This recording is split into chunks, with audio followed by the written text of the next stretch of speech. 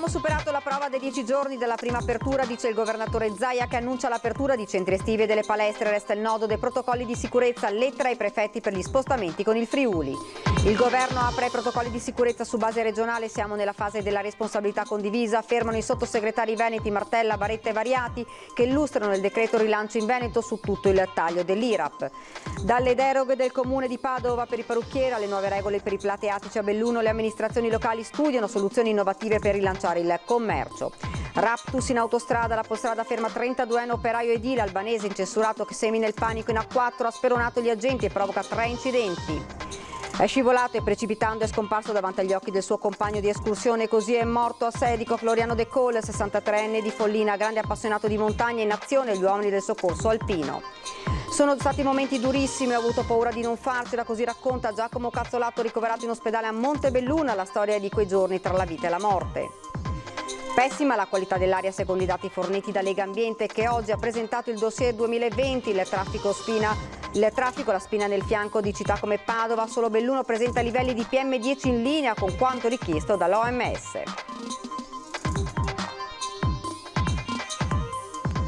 Buonasera, ben ritrovati, edizione regionale dei nostri notiziari. Dunque sul fronte del contagio, la prova dei 10 giorni prima per il governatore Zaia è stata superata, da qui la volontà di accelerare l'apertura anche di palestre e centri estivi tra gli 0 e i 14 anni già da lunedì 18. Sono ore decisive per capire quale sarà la cornice del governo per i protocolli di sicurezza.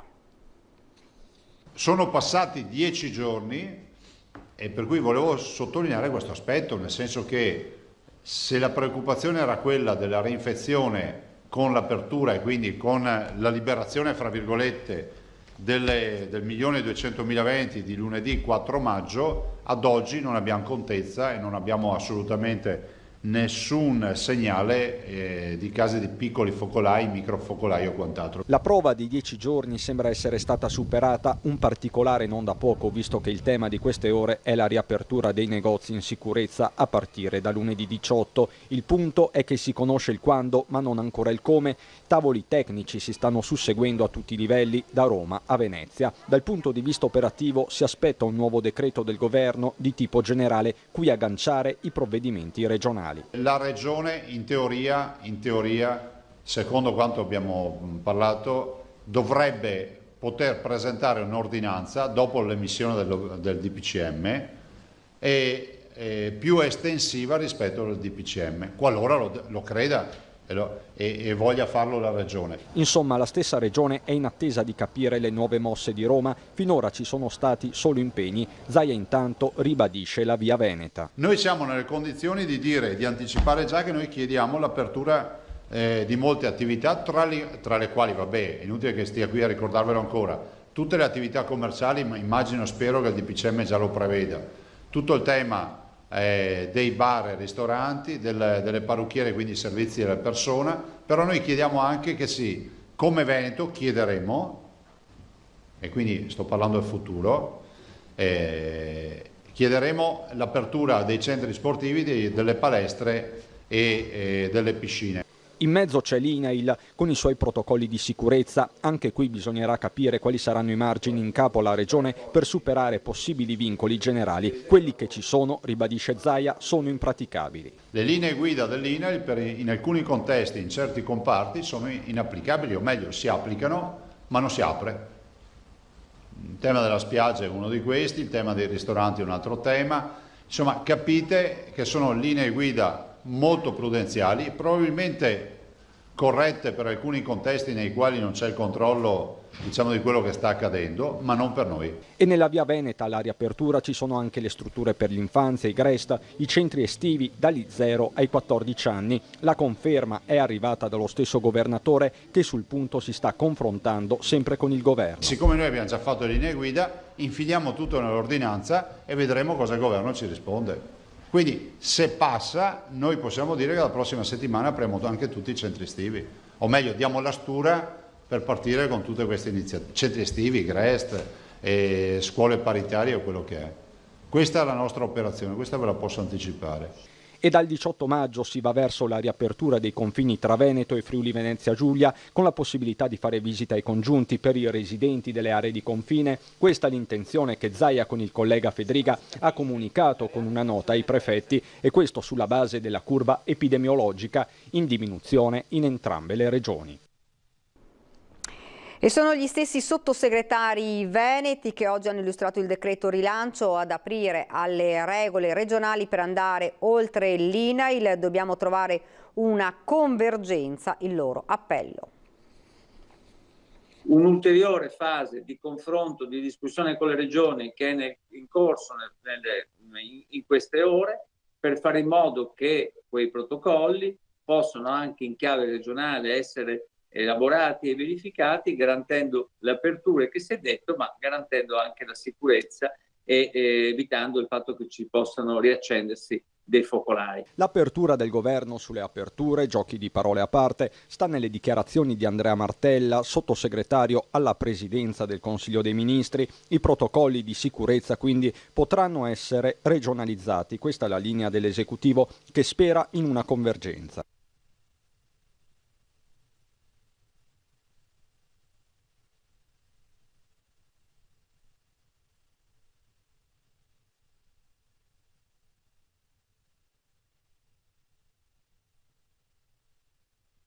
Credo è iniziata una nuova fase di responsabilità comune da parte di tutti. E per una partita ancora aperta ce n'è un'altra chiusa dopo settimane di annunci e tensioni. È il decreto rilancio, 55 miliardi di aiuti per le famiglie e le imprese. Per queste ultime in particolare c'è il taglio dell'IRAP molto atteso a nord-est. È un intervento di forte respiro di liquidità per le imprese, peraltro chiesto esplicitamente dei rappresentanti del mondo d'impresa. Ci sono anche le risorse liberate per i comuni e il trasporto pubblico, altri due fronti che avevano visto i sindaci del Veneto mobilitati. Sono 3 miliardi e mezzo liquidi che verranno dati al più presto ai comuni, e laddove dovessero servire il governo ritornerà sui propri passi. Ma oltre a questi 3 miliardi e mezzo c'è un fondo di 500 milioni intanto per il trasporto pubblico locale. Costi abbattuti e meno scartoffie da compilare per ampliare i plateatici dei pubblici esercizi per sostenere la ripresa delle attività post-epidemia. Questi gli indirizzi approvati dalla Giunta Comunale di Belluno per aiutare i locali nel ritorno al lavoro e nel rispetto delle norme di distanziamento. Una spallata alla burocrazia per aiutare gli esercenti dei locali pubblici dopo oltre 2 mesi di chiusura forzata. La Giunta Comunale di Belluno, dopo un confronto con le categorie, ha varato una serie di indirizzi per sostenere la ripartenza delle attività commerciali. Ma cosa dice la delibera? Innanzitutto dice che per quanto riguarda i pubblici esercizi si possono mettere i tavolini in modo piuttosto libero, quindi usando le superfici che si trovano fuori dal locale, quindi nella strada, nei marciapiedi, eccetera, in un modo molto semplificato, perché non occorre fare alcuna pratica edilizia, ci basta l'invio di una planimetria con cui faremo giusto le verifiche per capire se si riesca a passare. In caso di ampliamento delle superfici di vendita, dato che la legge prevede la presentazione della SCIA, cioè della segnalazione certificata di inizio attività, pur se la pratica è estremamente semplice, la Giunta ha chiesto alla Regione la possibilità di derogare anche a questo iter. E chiederemo alla Regione del Veneto di poterci interfacciare con le aziende sanitarie per trovare una modalità semplificata e non opprimente, diciamo così, per garantire da un lato gli standard igienico-sanitari e di distanziamento che sono necessari, dall'altro senza inventare soluzioni troppo complesse per chi mette i tavolini appunto al di fuori dei propri locali, in modo tale appunto che diventi una possibilità da un lato per gli esercenti di non perdere fatturato nei limiti di quello che è possibile, ma anzi aggiungo un'opportunità invece per recuperare il fatturato che oggi non c'è più. Oltre alle agevolazioni relative all'ampliamento dei plateatici, la Giunta Comunale ha affrontato lo slittamento dei termini per l'imposta di soggiorno a metà ottobre e della COSAP a fine luglio, ma la manovra presentata ieri sera dal Presidente del Consiglio Giuseppe Conte, cancellando la tassa per bar e ristoranti, ha di fatto aperto una voragine nelle casse dei comuni, tanto da far dire al primo cittadino di Belluno: se non ci saranno provvedimenti economici seri e importanti per gli enti locali, non ci sarà altra soluzione che tagliare i servizi. Ci spostiamo a Padova, deroghe alle aperture per negozi di servizi alla persona come barbiere e parrucchieri. Il comune di Padova ha firmato l'ordinanza che amplia l'orario e rende possibile il lavoro anche la domenica.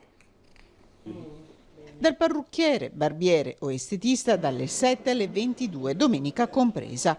È il contenuto dell'ordinanza firmata dal sindaco Sergio Giordani di concerto con l'assessore alle attività produttive Antonio Bressa, che regolerà il settore servizi alla persona al conto alla rovescia per l'apertura di lunedì 18 maggio. Regole stringenti, anticontagio e lavoro arretrato mettono in crisi un settore di imprese familiari o fatte da una sola persona. Per questo il Comune ha deciso di firmare questa nuova ordinanza estesa anche a tatuatori e piercing, che permetterà di poter gestire le esigenze di operatori e clienti nella fase 2.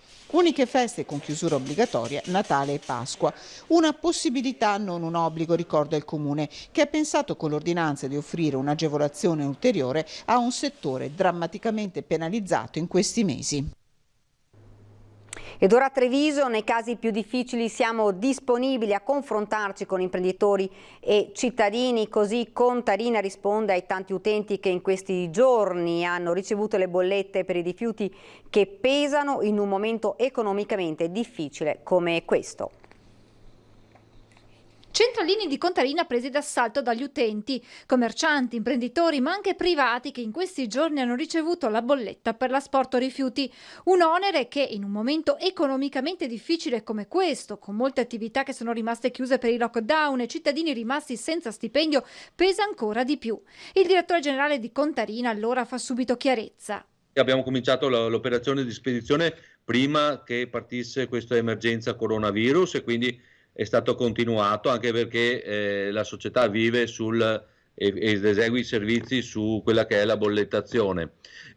Questa bolletta è formata dal conguaglio dell'anno scorso, quindi del 2019, il consumato dell'anno scorso, e un acconto sull'anno in corso. Naturalmente non sapendo che sarebbe successo quello che è successo, l'acconto è calcolato sulla base del metà del costo dell'anno precedente. Visti i tempi dell'emergenza e la gravità della situazione, spiega Rasera, abbiamo attivato 2 manovre, le uniche possibili. Procrastinare il pagamento di 30 giorni per tutte le scadenze senza oneri e interessi, ma poi quella che è stata la cosa più importante, abbiamo deciso di aprire a tutti quelli che avevano problemi nel pagamento a un contatto diretto, in modo tale da coordinarci con loro e vedere quali erano le possibilità per o rateizzare o portare più avanti o bloccare le fatture nei casi più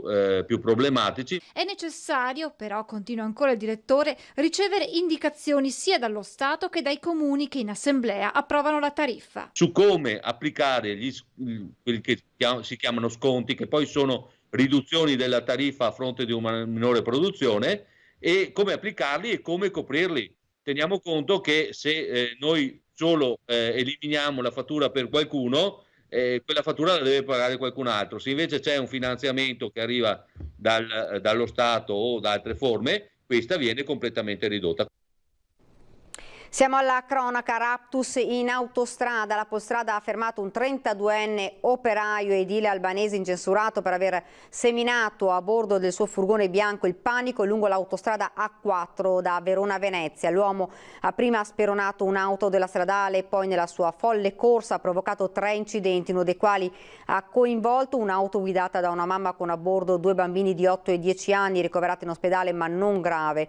Una pattuglia della Polizia Stradale di Verona ha iniziato l'inseguimento, poi si sono aggiunte le pattuglie in servizio nelle province di Vicenza e Padova che hanno tentato senza successo di rallentarne la folle corsa. Alla fine, poco dopo lo svincolo per Venezia in A57, dopo aver travolto alcune auto, la corsa è giunta al termine. L'uomo, in evidente stato di alterazione, ha tentato un'ulteriore violenza contro gli operatori di polizia che sono stati costretti ad immobilizzarlo. I familiari dell'uomo hanno riferito agli inquirenti che l'uomo, che si occupa di riparazioni edili, da un po' di tempo manifestava segni di nervosismo. Per lui, oltre a reati di resistenza, violenze e lesioni a pubblico ufficiale, potrebbe essere contestato il reato di fuga a seguito di incidenti. E tragedia in montagna. Stamattina durante un'escursione sul Monte Peron ha perso la vita un uomo di 63 anni di Follina. Passo davanti agli occhi del suo compagno di escursione, così è morto Floriano De Colle, 63 anni di Follina. L'uomo era un grande appassionato di montagna. Stamattina De Colle era partito presto in compagnia di un amico per raggiungere le creste del Monte Peron in comune di Sedico. Un sentiero che sale dritto e ripido, che si imbocca da Pian della Fraina, che si avvicina alle rocce e che in certi tratti è protetto da cavi metallici e che conduce al filo di cresta che tiene unito il Peron alla Pala Alta. Da lassù, a poco più di 1400 metri di quota, Floriano De Colle è precipitato. L'amico ha subito chiamato il 118. Alle 10:15 l'elicottero del SUEM si è alzato in volo e, giunto nel luogo indicato, dopo una rapida perlustrazione, ha individuato il corpo esanime del 63enne. La salma è stata recuperata, ricomposta e trasportata fino a Candaten, dove una pattuglia della polizia ha redatto il verbale dell'incidente. Floriano De Colle era molto conosciuto a Follina, dove abitava nella frazione di Valmareno. Era molto riservato, ma ci salutavamo sempre quando lo vedevo camminare davanti a casa mia, dice il sindaco Mario Collette. Floriano De Colle era in pensione da un anno dopo aver lavorato per una vita alla Zoppas. Vedovo da 30 anni, lascia la sua attuale compagna e una figlia che vive in Inghilterra. Bisogna dichiarare lo stato di crisi per il trasporto pubblico veneziano, così i sindacati di categoria che hanno chiesto un tavolo anche in prefettura. Crisi del trasporto pubblico di Venezia, e questa è la richiesta dei sindacati e rivolta alle istituzioni. Le condizioni gravi in cui vertono i trasporti a Venezia, sia per le condizioni di trasporto sia per le condizioni di sicurezza e di salute, ha spinto le organizzazioni sindacali a chiedere con lettera aperta un confronto a tutte le istituzioni, governo, regione e comune, e al prefetto di farsi garante di un incontro per risolvere i problemi. In attesa della risposta del prefetto di Venezia, Vittorio Zappalorto, i dati di questa crisi con l'azzeramento del turismo a Venezia raccontano che il lockdown per l'azienda di trasporto pubblico locale ha visto la riduzione di oltre il 70% dei passeggeri trasportati, con il conseguente calo dei ricavi e di corse di vaporetti, con i gravi disagi lungo le isole, a cui si aggiunge la cassa integrazione per molti lavoratori CTV, eppure per gli autoferrotranvieri, altra categoria penalizzata con il blocco della circolazione dei treni. E si pensi all'interesse degli utenti e dei lavoratori, che hanno necessità da un lato di essere trasportati e dall'altro di vedere tutelata la salute e le condizioni di sicurezza. Siano aumentati i trasporti e le risorse ai trasporti. Si smetta di giocare con la salute dei cittadini e ci si assuma le responsabilità. Ed ora ci fermiamo un attimo, c'è la pubblicità.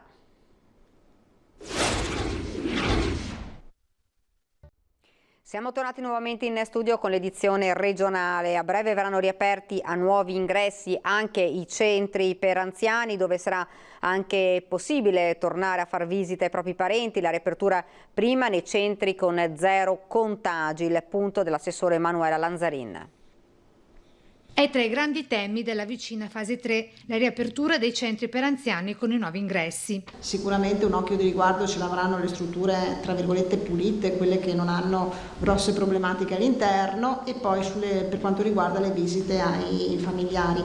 Abbiamo tantissime richieste per quanto riguarda le visite dei familiari, capiamo insomma preoccupazione, angoscia e anche insomma situazione un po' particolare. Le strutture sono molto preoccupate, quindi con loro insomma vorremmo fare un percorso condiviso su questo. E poi c'è l'altro tema, quello a 2 settimane quasi dalla ripartenza delle prestazioni ordinarie della sanità veneta. L'avvio alla normalità pre-Covid ricomincia a prendere forma nelle visite ambulatoriali e gli esami da laboratorio come i prelievi, sebbene non siano mancate le criticità dei primi giorni, così dal punto dell'assessore regionale di reparto. Quindi avevamo le file al CUP piuttosto che ai centri prelievo eccetera.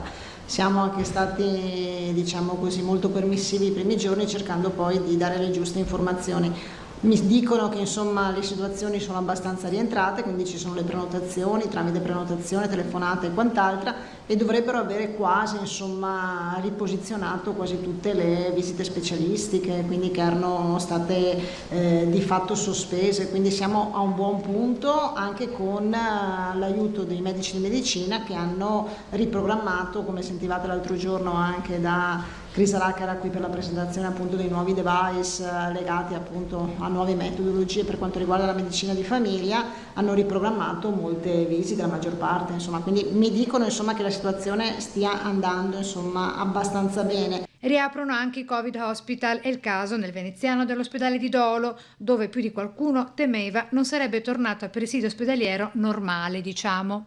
Alcuni sono già entrati con la rete del pronto soccorso emergenza-urgenza, gli ambulatori sono rientrati anche lì, quindi con le visite specialistiche che erano sospese, quelle a 30-60 giorni, e anche tutto il resto, quindi ci sono già l'attivazione di alcuni reparti in alcuni ospedali che erano chiusi, quindi anche lì stiamo ritornando, anche perché le terapie che si trovavano nei blocchi operatoi sono state tolte per permettere appunto il ritorno all'attività chirurgica.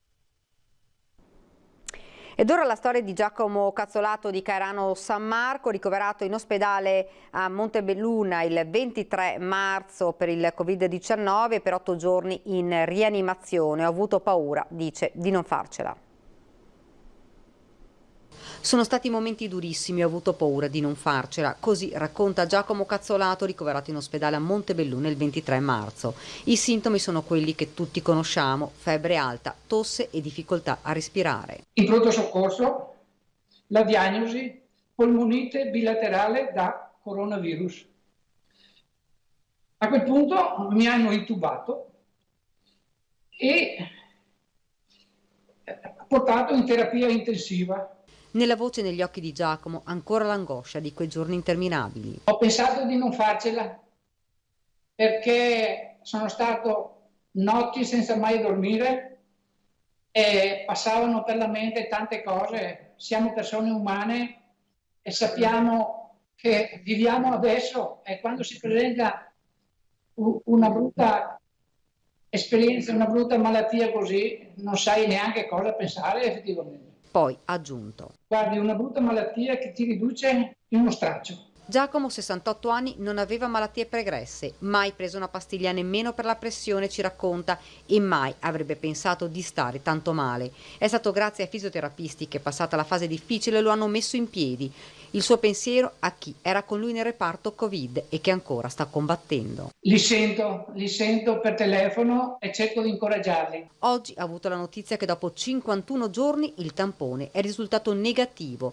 Da domani inizia una nuova vita, ci dice, ma lancia un appello a tutti. Colgo l'occasione per mandare questo messaggio di non essere superficiali, ma attenersi alle regole in modo da evitare certe confidenze, diciamo così, che possono compromettere qualcosa di molto grave, perché l'inghippo è sempre dietro l'angolo e mi dispiacerebbe che qualcuno provasse le esperienze che ho fatto io.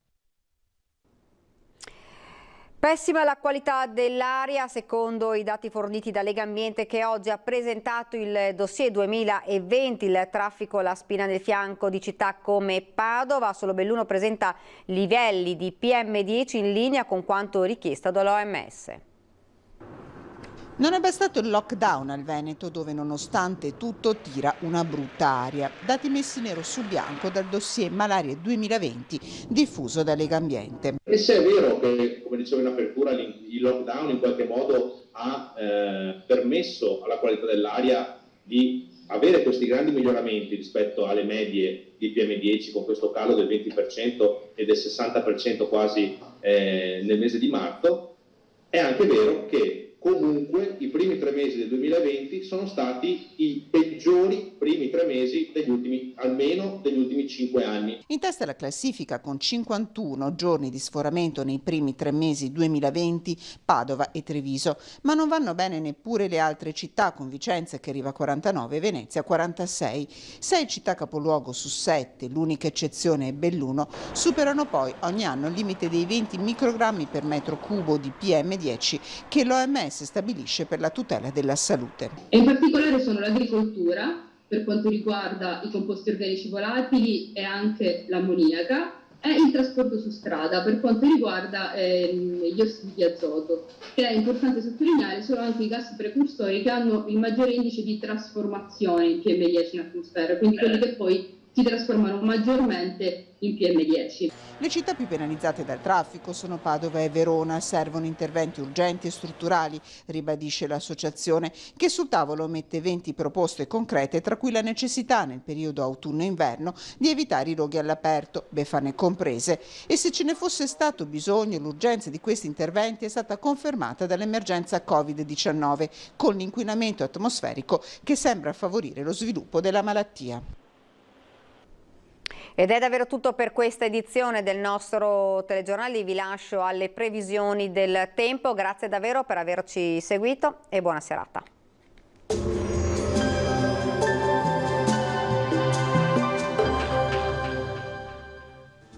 Bentrovati al meteo. Prevale una certa variabilità sul nostro territorio a causa di correnti umide di passaggio. Vediamo insieme il dettaglio di venerdì 15 maggio.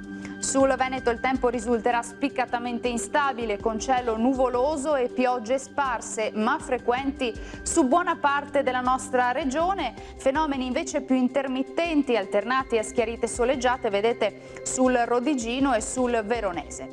Temperature minime tra i 12 e i 16 gradi, valori massimi compresi invece tra 21 e 25 gradi. Poche novità sul Friuli Venezia Giulia, anche qui avremo condizioni di maltempo, vedete, con precipitazioni piuttosto diffuse sulla regione e localmente potranno risultare anche di moderata intensità. Vediamo anche le temperature, le minime saranno fino ai 17 gradi, massime invece tra i 22 e i 24 gradi. Infine uno sguardo alla situazione del Trentino Alto Adige, avremo anche qui rovesci e temporali persistenti su tutto il territorio regionale. Temperature minime sui 12-13 gradi all'incirca, massime invece fino ai 24 gradi. Dal meteo di Antena 3 per ora è tutto, grazie per l'attenzione e arrivederci al prossimo aggiornamento.